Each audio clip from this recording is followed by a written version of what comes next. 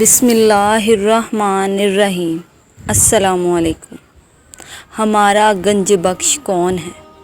ہمارا گنج بخش تو اللہ تعالیٰ ہے۔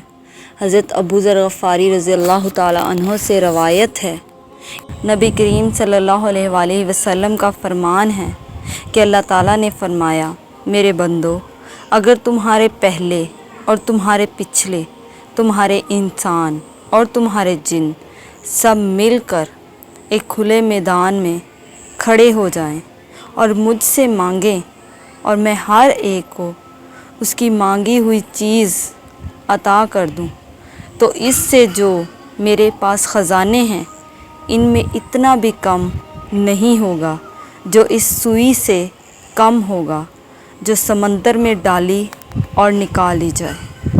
اس لیے ہمیشہ اللہ تعالیٰ سے مانگیں اور اسی سے امید رکھیں۔ جزاک اللہ خیر۔